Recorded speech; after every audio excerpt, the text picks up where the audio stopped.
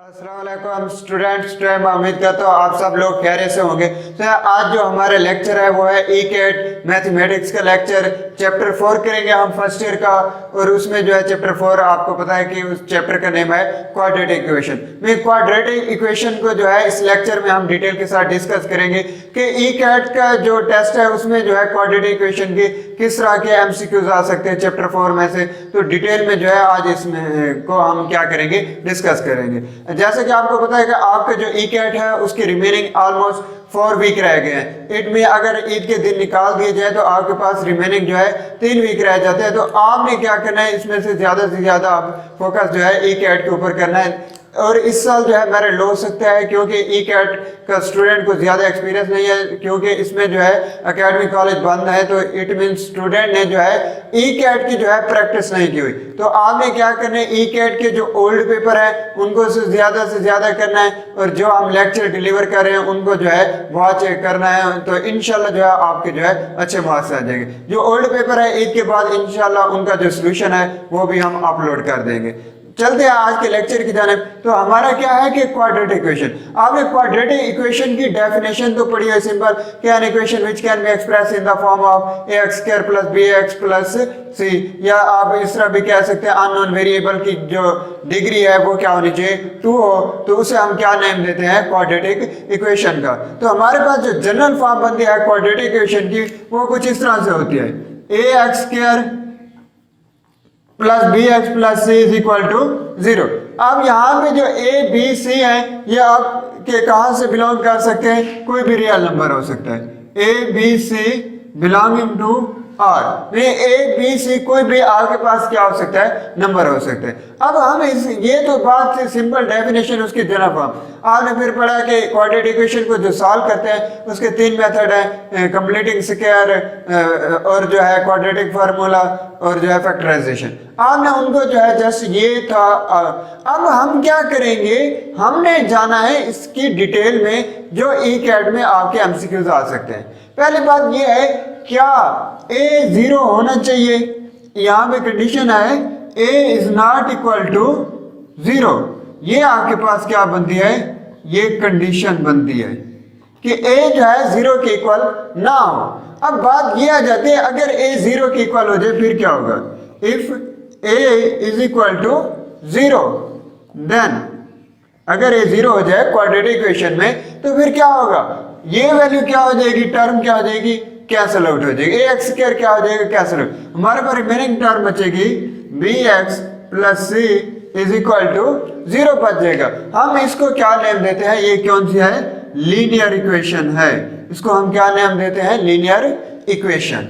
ये जो फॉर्म है बी एक्स प्लस सी, ये जनरल फॉर्म है लीनियर इक्वेशन। इट में अगर क्वाड्रेटिक इक्वेशन में ए की जो टर्म है, ए की वैल्यू 0 हो जाए या एक्स यहाँ पे 0 हो रहा है, एक्स स्क्वायर की वैल्यू, तो इट में हमारे पास फिर क्या मिलेगा, वो लीनियर इक्वेशन बन जाएगी, क्वाड्रेटिक खत्म हो जाएगी। अगर ए आपके पास क्या हो जाता है, 0 हो जाएगा। अब बात यह आ जाती है, क्या बी और सी 0 हो सकते हैं। जस्ट अगर बात की जाए बी की, हमारे पास अगर बी 0 हो जाए तो फिर ये क्वाड्रेटिक तो रहेगी, क्या होगी, क्वाड्रेटिक होगी, मगर इसको एक स्पेशल नेम दिया गया है जिसको हम क्या नेम देते हैं, प्योर क्वाड्रेटिक इक्वेशन। अब बी 0 होने का क्या मकसद है कि ये वाली जो टर्म है ये कैंसिल आउट हो जाएगी। जस्ट क्या बचेगा, a x square plus C is equal to 0। हमने इसको क्या नेम दिया हुआ है, प्योर क्वाड्रेटिक इक्वेशन का, प्योर क्वाड्रेटिक इक्वेशन। अगर आपके पास जो है b की वैल्यू 0 हो रही है तो इट में जो इक्वेशन बनेगी आपके पास बनेगी एक्स स्क्वायर प्लस सी, इट में ये जो है क्वाड्रेटिक इक्वेशन है। अब अगर b और c दोनों 0 हो जाएं, if b is equal to 0 and c is equal to 0, अगर b और c दोनों 0 हो रहे हैं इनमें फिर भी आपके पास क्वाड्रेटिक रहेगी। इनमें हमारे पास ये दो टर्म क्या हो जाएंगी, कैंसिल आउट हो जाएगी। जस्ट क्या बचेगा, a x square is equal to 0। It में यहाँ पे डिग्री 2 बन गया। इट में ये हमारे पास क्या है, क्वाड्रेटिक इक्वेशन है। अगर b और c 0 हो जाए तो फिर भी क्वाड्रेटिक इक्वेशन रहेगी। जब a 0 हो जाता है तो फिर वो क्वाड्रेटिक नहीं रहती, क्या हो जाती है, लीनियर इक्वेशन बन जाती है। तो ये कंडीशन थी। इस तरह भी एमसीक्यू पूछ सकते हैं कि अगर b 0 हो जाए क्वाड्रेटिक इक्वेशन में फिर क्या होगा, उसको फिर क्या लीनियर बनेगी, क्वाड्रेटिक बनेगी, प्योर क्वाड्रेटिक बनेगी। इस तरह जो है डिफरेंट एमसीक्यूज बना सकते हैं। a की वैल्यू 0 अगर हो जाए तो फिर क्या होगा। तो उसके बाद आ जाते हैं हम इनके ग्राफ के ऊपर कि इनका ग्राफ किस तरह बनेगा। हमारे पास सबसे पहले तो है कि ग्राफ किस तरह बनेगा। जो आपके पास क्वाड्रेटिक इक्वेशन है, क्वाड्रेटिक इक्वेशन का जो ग्राफ होता है वो जो है पैराबोला शेप होता है। जो ग्राफ होता है क्वाड्रेटिक इक्वेशन का वो किस तरह होता है, पैराबोला की फॉर्म में आपके पास जो ग्राफ बन रहा होता है क्वाड्रेटिक इक्वेशन का। पैराबोला जो है यू शेप्ड होती है। यू शेप्ड मीन वो ऊपर की जानब ओपन हो सकती है, नीचे की जानब भी ओपन हो सकती है। इट में यू शेप्ड यू भी हो सकती है या जो है यू भी हो सकती है। अब ये कब इस तरफ होगा और कब जो है इस तरह होगा। अगर आपके पास जो है a लेस देन 0 हो रहा है, इट में a लेस देन 0 हो रहा है, a नेगेटिव आ रहा है, तो उस वक्त आपका इस तरह यू ग्राफ बनेगा। अगर आपके पास a ग्रेटर देन 0 हो रहा है, मीन्स पॉजिटिव हो रहा है, तो फिर आपका ग्राफ इस तरह बनेगा। अब यहाँ पे एक एमसीक्यू बन सकता है कि आपके पास जो क्वाड्रेटिक इक्वेशन है ax² plus bx plus c is equal to 0, तो आपके पास जो ये a है वो क्या इंडिकेट करता है। ये जो आपने a जो है क्या इंडिकेट कर रहा है, ये आपके पास इंडिकेट करता है कि आपका जो ग्राफ बनेगा क्वाड्रेटिक इक्वेशन में वो किस तरह का होगा, कि इस तरह ओपन फॉर्म में होगा या क्लोज यू शेप में होगा। अब बात आ जाती है जो आपके पास लीनियर इक्वेशन है, लीनियर इक्वेशन का ग्राफ किस तरह बनेगा। ये तो बात थी क्वाड्रेटिक इक्वेशन की, क्योंकि हमने जब क्वाड्रेटिक में a 0 पुट कर रहे हैं तो हमें लीनियर बन रहे इक्वेशन। अब लीनियर इक्वेशन में ग्राफ किस तरह बनेगा। जो लीनियर इक्वेशन का ग्राफ होता है वो क्या होता है, स्ट्रेट लाइन होता है। जो लीनियर इक्वेशन का ग्राफ होता है वो क्या होता है, स्ट्रेट लाइन। तो इस तरह जो है एमसीक्यूज पूछ सकते हैं कि ग्राफ ऑफ लीनियर इक्वेशन के, लीनियर इक्वेशन जो आपके पास होती है उसका जो है वो ग्राफ किस तरह बनेगा। जो लीनियर इक्वेशन होती है उसका ग्राफ जो है स्ट्रेट लाइन बन रही होती है। अब इसके बाद आ जाते हैं रूट्स के ऊपर, कि रूट्स हम उनको डिस्कस करते हैं कि रूट्स हमारे पास किस तरह बनेंगे, हम किस तरह रूट्स को फाइंड आउट कर सकते हैं। डायरेक्ट ऐसी क्या टेक्निक है जिनको हम अप्लाई करके रूट्स क्या कर सकते हैं, फाइंड आउट कर सकते हैं। अब रूट एक्चुअली होते क्या है, रूट वो होते हैं जो इक्वेशन को क्या करें, सेटिस्फाई कर रहे हो। अब बात जा रही है रूट्स। अब रूट्स क्या होते हैं, जो इक्वेशन में वैल्यू पुट करते हो अगर उसको सेटिस्फाई कर रहा है रूट्स होते हैं, अगर नहीं सेटिस्फाई कर इनमें उसे एक्सट्रेनियस रूट कहते हैं। अब बात आ जाती है जो क्वाड्रेटिक इक्वेशन होती है उसके कितने रूट्स बन रहे थे। जो क्वाड्रेटिक इक्वेशन होती है उसके 2 रूट्स बन रहे थे। 2 रूट्स कौन से होते हैं, 2 रूट्स। अब इस तरह एमसीक्यू आ सकता है कि how many roots of quadratic equation, quadratic equation के 2 रूट्स हो से। अब वो रूट्स हैं कौन से। अब आपने जब क्वाड्रेटिक इक्वेशन को सॉल्व किया कंप्लीटिंग स्क्वायर से, तो आपके पास 2 वैल्यू मिलती थी, -b plus square root b square minus 4ac divided by 2a, और दूसरी एक और वैल्यू मिलती थी -b minus square root b square minus 4ac divided by 2a। तो इट में ये जो क्वाड्रेटिक इक्वेशन होती है उसके 2 रूट जो बन रहे थे वो ये बनते हैं। अब बात आ जाती है इनकी जो ट्रिक्स हैं जिनको हम अप्लाई करके कुछ की पॉइंट समझ लें कि हम उनसे क्या कर सकते हैं, डायरेक्ट जो है हम रूट्स फाइंड आउट कर सकते हैं, जिसको क्या नाम दे देते हैं, की पॉइंट का। अब कुछ ऐसे की पॉइंट हैं जिनको आप अप्लाई करके क्या कर सकते हैं, डायरेक्ट जो है वैल्यू फाइंड आउट करते हैं। अब वो कहता है इफ अगर a is equal to c हो, a और c की वैल्यू क्या हो, इक्वल हो, तो रूट्स क्या होंगे, reciprocal. Then roots are reciprocal. उस वक्त जब a और b क्या होंगे, सेम हो, a और c की वैल्यू जब सेम हो जाए, ऐसी क्वाड्रेटिक इक्वेशन जिसमें a और c की वैल्यू सेम हो, हम उसको क्या कहेंगे, रूट्स क्या बनेंगे हमारे पास, रेसिप्रोकल होंगे एक दूसरे के। मैं आपके पास इस तरह इक्वेशन बन सकती है 2x square plus 5x plus 2 is equal to 0। इस तरह आप इक्वेशन लें जिसको आप फैक्टराइज करें। अब इसके फैक्टराइज करते हैं तो हमारे पास मल्टीप्लाई कराएं तो 4 आना चाहिए, और जब ऐड करें तो 5x होना चाहिए। तो हम जब फैक्टर करेंगे 2x square plus 4x plus x plus 2 is equal to 0। Multiply कर रहे हैं 4x स्क्वायर आ रहा है, तो जब ऐड करते हैं तो 5x होता है। 2x कॉमन ले लें तो क्या बचेगा x प्लस 2, 1 बाहर आ जाएगा, x plus 2 is equal to 0, क्योंकि हमारे पास ये वैल्यू और ये वैल्यू क्या होनी चाहिए, सेम होनी चाहिए। अब हमारे पास इस तरह फैक्टर बन जाएंगे x square plus 2 into 2x plus 1 is equal to 0। दो फैक्टर बन गए, इनको अलग अलग क्या करेंगे, 0 के इक्वल ले लेंगे।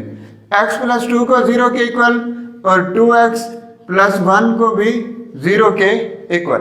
अब जो x की वैल्यू 2 आ जाएगी, x इज इक्वल टू क्या आएगा, -2 और दूसरा x is equal to -1/2।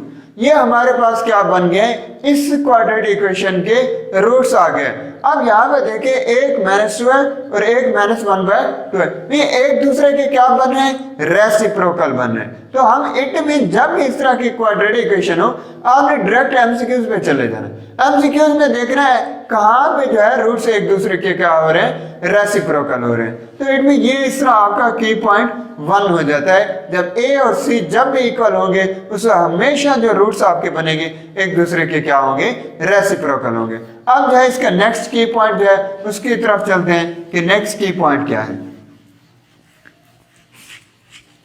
Next हमारा जो है पॉइंट है कि इफ जो है क्या होना चाहिए, c 0 हो जाए।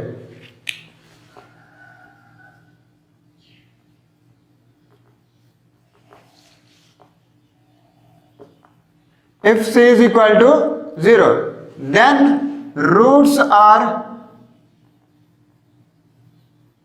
then one roots is 0, मतलब एक रूट उसका क्या हो जाएगा, 0 हो जाएगा। जब भी आपके पास c की वैल्यू 0 हो रही है, जब भी आप फाइंड आउट करेंगे, एक रूट जो आपको मिल रहा होगा वो क्या होगा, 0 होगा। इट में इस तरह कोई इक्वेशन लिख लेते हैं, x square plus 5x is equal to 0।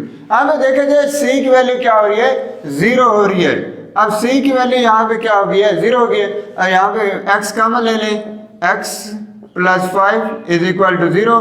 अब दोनों को क्या है, इक्वल टू 0, आंसर क्या मिलेगा, x इज इक्वल टू 0, और जो दूसरा आंसर मिलेगा वो होगा x इज इक्वल टू -5। जो आपके पास रूट बने, एक क्या है -5 और दूसरा क्या है 0। नहीं, हमने यही कहा था कि जब भी आप c 0 होगा तो इट में उस वक्त एक रूट क्या होगा, आपके पास 0 आएगा। हमेशा ये बात है, जब भी आप इस तरह के इक्वेशन देखें जहां पे c 0 हो रहा है, तो इट में आप क्या कह सकते हैं कि रूट्स क्या होंगे, एक क्या होगा, 0 होगा।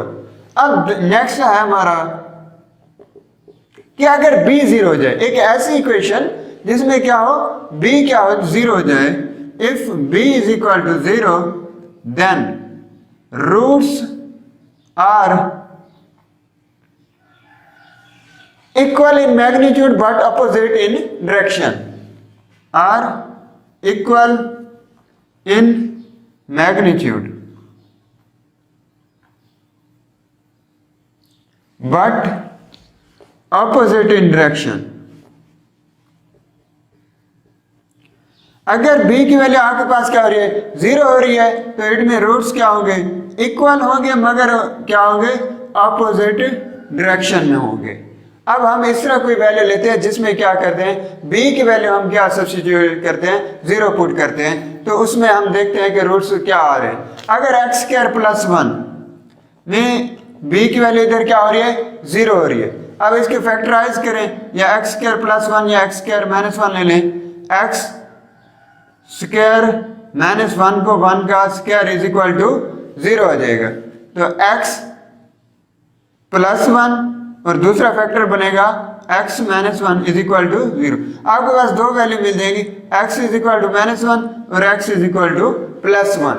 तो इट में रूट्स इक्वल है, वो भी 1 है, वो भी 1 है, एक नेगेटिव आ रहा है, एक पॉजिटिव आ रहा है, तो इट में वो एक दूसरे की क्या है, अपोजिट डायरेक्शन में। इस तरह आप x स्क्वायर प्लस 1 को भी कर सकते हैं, वो आयोटा में फॉर्म में चले जाएंगे, x square is equal to -1। जब स्क्वायर रूट लेंगे तो x is equal to square root plus minus तो इट मीन जब इसको सॉल्व आउट करेंगे तो x is equal to plus minus iota आ जाएगा। में एक प्लस आयोटा होगा, एक जो है माइनस का आयोटा हो जाएगा। तो इट में रूट्स क्या होंगे, इक्वल होंगे, बट क्या होंगे, ऑपोजिट डायरेक्शन में होंगे। अब नेक्स्ट इसका जो की पॉइंट है, अगर ए बी सी जीरो करते हैं, ए बी और सी की वैल्यू क्या करते हैं, जीरो करते हैं हम, तो फिर हमारे पास क्या होगा, if A plus B plus C is equal to, नहीं ऐसी इक्वेशन हो जिसमें ए बी और सी की वैल्यू क्या हो रही है, जीरो हो रही हो, तो उस वक्त जो हमारे पास रूट बनते हैं, देन रूट्स आर, एक 1 बनेगा और दूसरा क्या होगा, सी ओवर ए शेप बनेगी। अब हम इधर कोई क्वाड्रेटिक इक्वेशन लिखते हैं जिसमें हम देखते हैं कि क्या रूट्स बनेंगे। Mean 2x square minus 5x plus 3 is equal to, अब यहाँ पे वैल्यू से अगर a की वैल्यू 2 है, माइनस 5 प्लस 3 इनको ऐड करते हैं तो रिजल्ट हमारे क्या आता है, 0 आता है। अब डायरेक्ट आंसर देखें तो हमारे पास आंसर क्या बन सकता है, 1 और c ओवर a में 3/2। ये इस तरह आप डायरेक्ट आंसर बता सकते हैं कि 1 और 3/2, आपको सॉल्व करने की जरूरत नहीं। अब हम इसको वेरीफाई कर लेते हैं कि बाकी यही आंसर आता है या चेंज आता है। आप फैक्टराइज करेंगे, 2x square minus 2x minus 3x plus 3 is equal to 0। कि मल्टीप्लाई कर रहे हैं तो प्लस का 6 आ रहा है, और जब ऐड कर रहे हैं सब्ट्रैक्ट तो इट में नेगेटिव 5 आ रहा है। अब 2 कॉमन ले लें, 2x, रिमेनिंग क्या बचेगा, x माइनस 1 माइनस 3 कॉमन ले लें, x minus 1 is equal to 0। तो इट मीन आपके पास जो फैक्टर बनेंगे, x minus 1 2x minus 3 is equal to 0। तो इट मीन जो आपके पास आंसर आ जाएगा वो यूं आएगा, x is equal to 1 and 2x minus 3 को 0 के इक्वल रखेंगे, 3 इस तरफ नेगेटिव हो रहा है उस तरफ जाके पॉजिटिव हो जाएगा। तो it mean 2x is equal to 3, x is equal to 3/2। तो यही पहले ही हमने बात कर दी थी कि एक आंसर 1 आएगा और दूसरा क्या होगा, 3/2 आएगा। तो इट मीन जब भी आप इस तरह वैल्यू ऐड करें, इट मीन a की वैल्यू ये है 2, b की वैल्यू जो है आपके पास -5, c इज इक्वल टू 3, इन सब को ऐड करते हैं रिजल्ट 0 आ जाए, तो इट में आपके पास उस वक्त जो रूट्स मिल रहे होंगे 1 और c ओवर a शेप में बनेंगे। अगर आप इस तरह करते हैं a minus b plus c is equal to 0, अगर इस तरह होता है तो फिर रूट्स जो बनेंगे तो आपके पास क्या होंगे, एक -1 होगा और नेगेटिव c ओवर a। अब जो है इसको आप खुद सॉल्व आउट कर सकते हैं। कोई भी एग्जांपल है जिसमें जो है a और b की वैल्यू, a सब्ट्रैक्ट करना b से और फिर ऐड कर देना c की वैल्यू में, तो जो रिजल्ट मिलेगा उसको हम जब रूट्स निकालेंगे, एक -1 और negative c over a shape बनेगी। इसके बाद नेक्स्ट हमारे पास की पॉइंट आ जाता है, अगर आपके पास जो है a 1 हो और जो c, b और c जो है वो आपके पास कोई भी इंटीजर्स हो सकते हैं। या इससे पहले हमारा ये है कि अगर आप सॉल्व करते हैं, इफ आपके पास इफ 1 रूट इज, एक रूट क्या आ जाता है, p प्लस आयोटा क्यू। अगर एक रूट आपके पास p प्लस आयोटा क्यू में इस तरह ले लें, 2 प्लस 3 आयोटा, इस तरह शेप में आता है, तो दूसरा रूट क्या होगा, then other root must be, तो आपके पास जो नेक्स्ट रूट बनेगा वो क्या बनेगा, must be negative p minus iota Q shape बनेगी।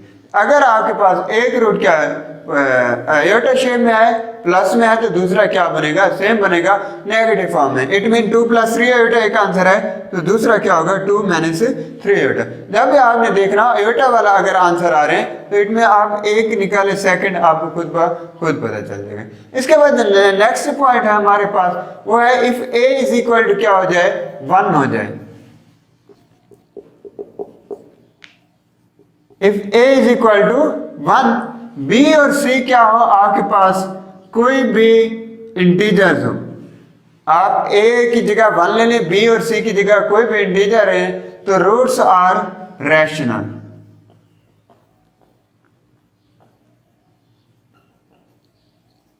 Roots are rational and must be integer. Roots rational होंगे मगर जो आपके पास आंसर मिल रहा होगा वो क्या होंगे, इंटीजर होंगे, एंड मस्ट बी इंटीजर। तो इट मीन आप इधर भी कोई भी एग्जांपल ले सकते हैं कि a की वैल्यू जो है 1 रखें, b और c कोई भी वैल्यू ले लें, जब उसको सॉल्व आउट करेंगे तो आपके पास रिजल्ट क्या आना चाहिए। तो इस तरह आप x square plus 3x plus 2 is equal to 0, इसको सॉल्व आउट कर लें। इसको सॉल्व आउट करते हैं तो हमारे पास a क्या है, 1 है, b और c हमारे पास कोई भी इंटीजर हो सकते हैं। x square plus x plus 2x plus 2 is equal to 0। तो इट में x कॉमन आएगा, x plus 1 plus 2 into x plus 1 is equal to 0। x plus 1 and x plus 2 is equal to 0। हमारे पास दो वैल्यू मिल जाएंगी, x इज इक्वल टू -1 में और x is equal to -2। तो इट में आपके पास ये जो रूट्स बने हैं रैशनल है और ये क्या है, इंटीजर्स है। तो इट मीन आप जब भी a 1 हो, b और c कोई भी आपके पास इंटीजर हो, जो रूट्स बनेंगे आपके पास वो क्या बनेंगे, रैशनल होंगे और मस्ट भी इंटीजर होंगे। इसके अलावा जो आपकी बुक्स में है उनको आपने अच्छी तरह करना है। जिस तरह आपके पास एक की पॉइंट दिया हुआ है, एक्सरसाइज में आपके क्वेश्चन है, बल्कि की पॉइंट नहीं, उनको आप क्वेश्चन ही प्रूव करके कि इस तरह लिखा हुआ था, if mx plus c whole square is equal to 4ax, roots will be equal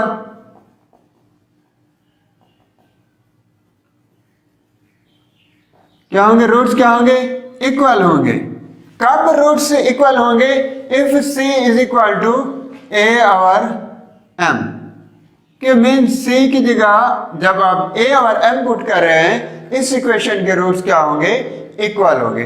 तो इस तरह जो है आपके क्वेश्चन दिए गए हैं। अब आप अगर इसको प्रूव करने लगेंगे आपका बहुत सारा टाइम वेस्ट हो जाएगा। तो इनको जो है आपने याद कर लेने, ताकि जब इस तरह के कोई क्वेश्चन को अगर एमसीक्यू में दे तो आपने जो है याद होना चाहिए, आपको उसके सॉल्व आउट करके प्रूव करने की जरूरत नहीं पड़ेगी।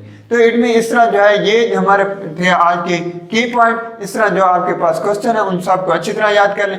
अगर इन किसी की पॉइंट में भी आपको इश्यू हो रहा है तो हमसे जो है कांटेक्ट करके जो है आप जो है पूछ सकते हैं।